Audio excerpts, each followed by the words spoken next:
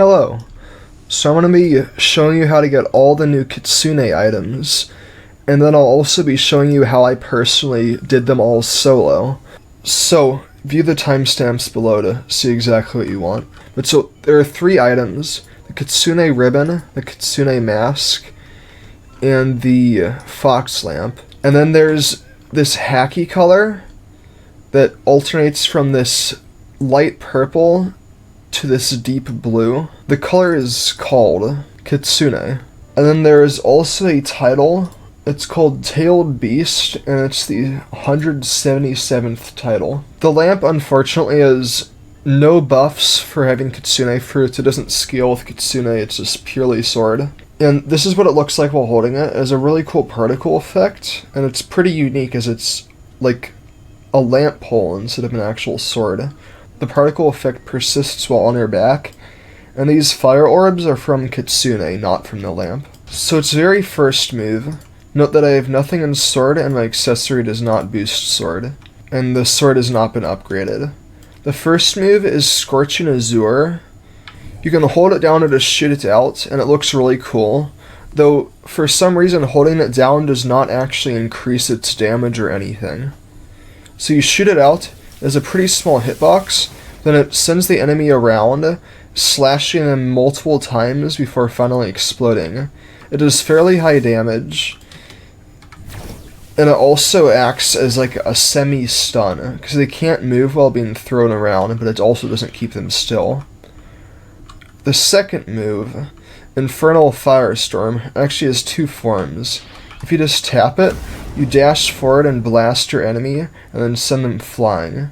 It does pretty high damage as well, though less than the first move. Though when you hold it down, it shoots this continuous flamethrower, and then at the end you dash forward, slashing everything. Extremely good move, really cool looking, and that's a really good stun as well. It can also be used really effectively to farm, because it hits multiple enemies and keeps them still. Next is the accessories. First, I'll show the Kitsune Ribbon, which is actually now my new main accessory, because it pairs perfectly with my build.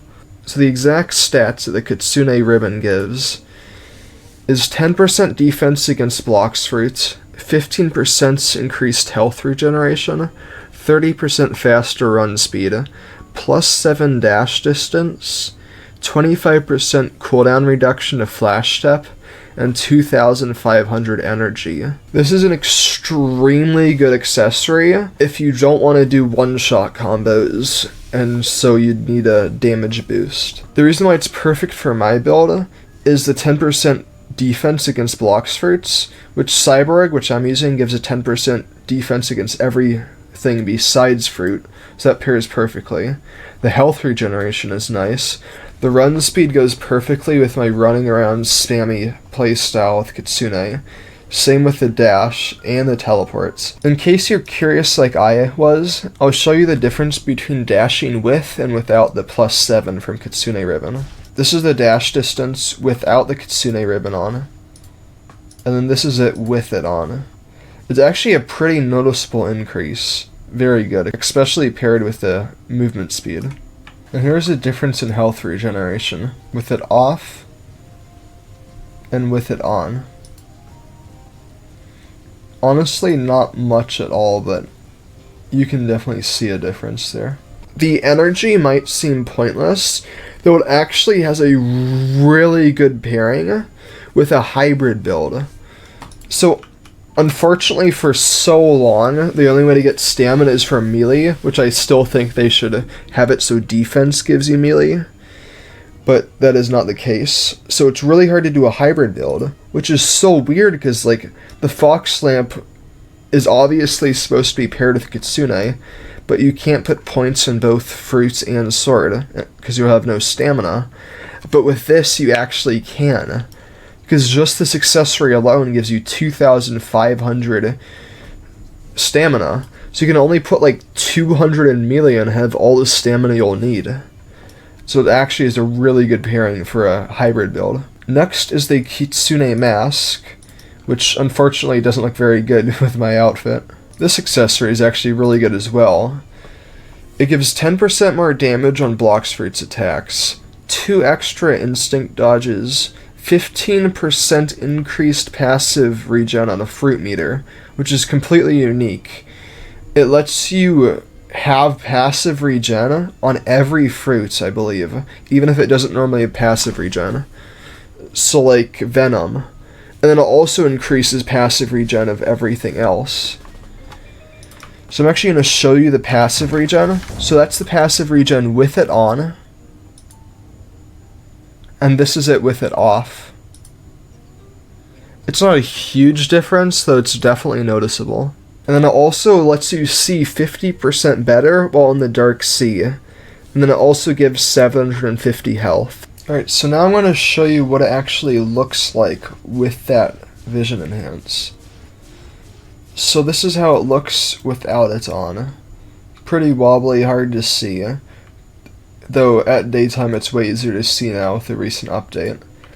So you can see that rock over there, pretty hard to see. And I equip this. And now it's basically like a normal sea. Like all that wobbling just... Actually, no, there's still some wobbling, but most of that wobbling is gone. It's way brighter.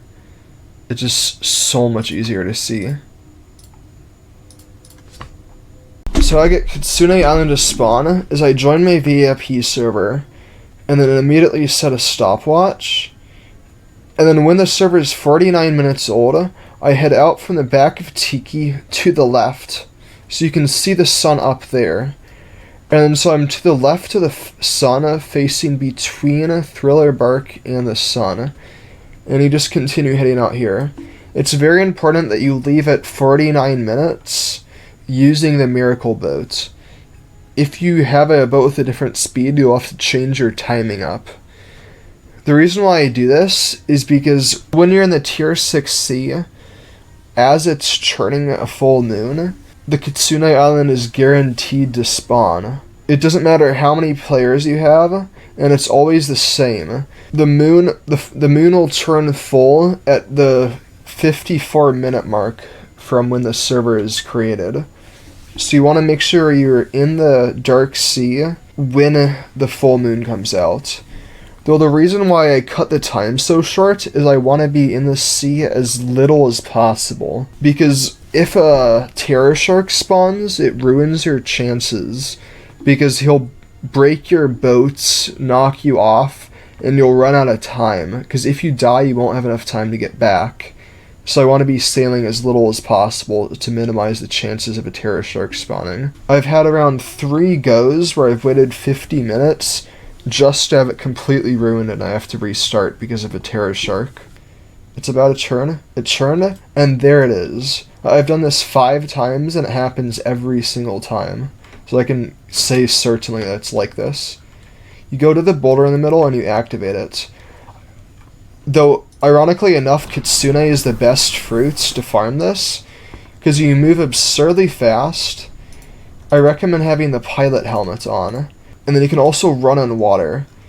What you want to do, if you have more people, more will spawn, but you want to run around the island on the water, because in the water, randomly a little noise will pop up, and a whole herd of the fire embers will appear.